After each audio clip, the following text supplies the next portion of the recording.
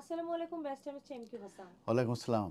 Labour government to child benefit cap তুলে ফেলার সিদ্ধান্ত নিচ্ছে, এ ব্যাপারে কি আপডেট আছে? টু চাইল্ড বেনিফিট ক্যাপ তোলার ব্যাপারে লেবার গভর্নমেন্ট সিরিয়াসলি চিন্তাভাবনা করছে। আর এটা আমরা জানি যে লেবার গভর্নমেন্ট যখন গত জুলাই মাসে পাওয়ারে আসে তখন তারা রিফিউজ করেছিল যে এটা তারা তুলবে না, স্ক্রাপ করবে না। কিন্তু রিসেন্টলি আমরা জানতে পারলাম যে তারা এই ব্যাপারে সফট হয়েছে এবং তারা এটি তুলে ফেলার ব্যাপারে একটা চিন্তাভাবনা করছে। আমাদের যে এডুকেশন সেক্রেটারি উনি ব্রিগেড ফিলিপসন, উনি স্ট্রংগেস্ট একটি হিন্ট দিয়েছেন যে এই মেবি এই এই যে চাইল্ড যে ক্যাপ আছে, টু চাইল্ড ক্যাপ যেটা আছে, এটা এটা তুলে ফেলার সম্ভাবনা আছে। তো এটা মূলত ইন্ট্রোডিউস করেছিল কনজারভেটিভ গভর্নমেন্ট ইন 2017-এ এবং এই তারপর থেকেই প্যারেন্টস তারা একমাত্র প্রথম যে দুই বাচ্চা, সেই বাচ্চার জন্য তারা যে ইউনিভার্সাল ক্রেডিটের যে এলিমেন্ট, চাইল্ড এলিমেন্ট আছে কিংবা ট্যাক্স ক্রেডিটের যে চাইল্ড এলিমেন্ট আছে, এটাই মূলত তারা ক্লেম করতে পারত। তার মানে তাদের যে ফার্স্ট টু চিলড্রেন তাদের জন্যই এইটা তারা ক্লেম করতে পারত, কিন্তু থার্ড ফোর্থ বাচ্চার জন্য তারা আর এই element of children on universal credit কিংবা চাইল্ড ট্যাক্স ক্রেডিটে তারা ক্লেম করতে পারে না। এবং যে বাচ্চাগুলো বিশেষ করে জন্ম নিয়েছে আফটার 2017, মানে এটা কার্যকরী হয়েছে এপ্রিল 2017 থেকে। এটার একটা এক্সেপশন আছে, যদি কোনো রেপের পরিপ্রেক্ষিতে যদি কোনো বাচ্চা জন্মগ্রহণ করে তাহলে থার্ড বাচ্চা ফোর্থ বাচ্চা হোক কেন তাদেরকে কিন্তু এই টু চাইল্ড ক্যাপের ভিতর পড়বে না। তারা এটা এলিমেন্ট যে মানে সেটা তারা পাবে।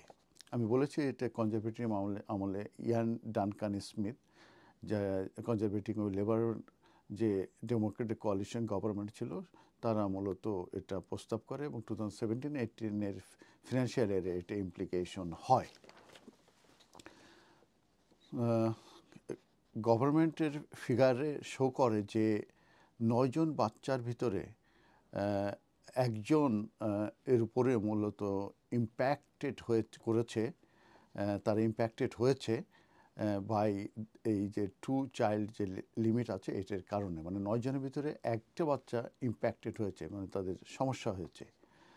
আর লেবার গভর্নমেন্ট যখন পাওয়ারে আসে তাদের ফার্স্ট 3 মান্থসে দেখা গেছে 10,000 চিলড্রেন যারা পভার্টির ভিতরে পড়েছে এই ক্যাপের কারণে।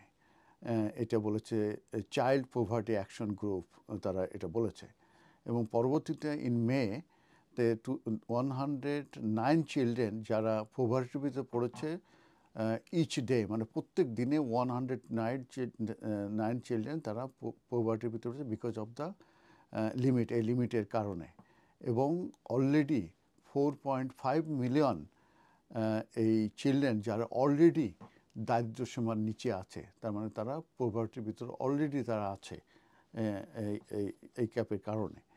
তো এই ক্যাপের যেটা আমি বলেছি যে আগামী 2029 এবং 30-তে দেখা যাচ্ছে যে এই চিলড্রেন পভার্টিতে পড়বে, মানে দারিদ্র্যসীমার নিচে পড়বে, এটা ইনক্রিজ হয়ে 4.8 মিলিয়ন হবে।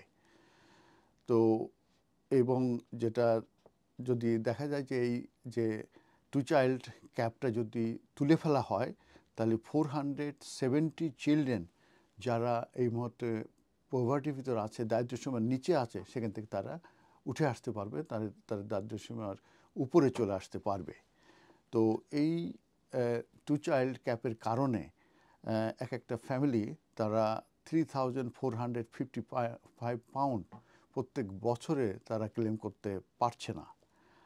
আর যদি এই টু চাইল্ড ক্যাপ যদি তুলে ফেলা হয় এবং এর জন্যে অবশ্যই মানি প্রয়োজন রয়ে গেছে, এবং এস্টিমেট করা হচ্ছে যদি এই লিমিটটা যদি রিমুভ করা হয় তাহলে that would cost the government, এবং সেটার পরিমাণ হচ্ছে 3.4 বিলিয়ন পাউন্ড।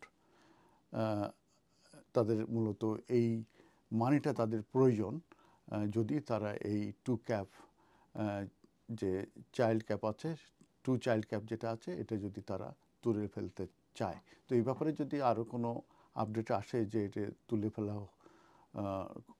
হচ্ছে কিনা, কবে থেকে হবে, এটা জাস্ট আমরা নিউজে দেখলাম, এটার ব্যাপারে কথা হচ্ছে, আলোচনা হচ্ছে। কারণ লেবার পার্টির যে গভর্নমেন্টের যে লেবার পার্টির যে এমপিরা আছে তাদের ভিতরেও কিন্তু অনেকেই সোচ্চার যে এই টু চাইল্ড ক্যাপটা তুলে ফেলতে হবে, কারণ অসংখ্য চিলড্রেন তারা এই দারিদ্র সেবার নিচে আছে এবং তাদেরকে সেখান থেকে তুলে আনতে গেলে, এবং এটা যদি এই টু চাইল্ড ক্যাপটা যদি তুলে ফেলে তাহলে 3.4 বিলিয়ন পাউন্ড তাদের মূলত যোগান দিতে হবে। ধন্যবাদ।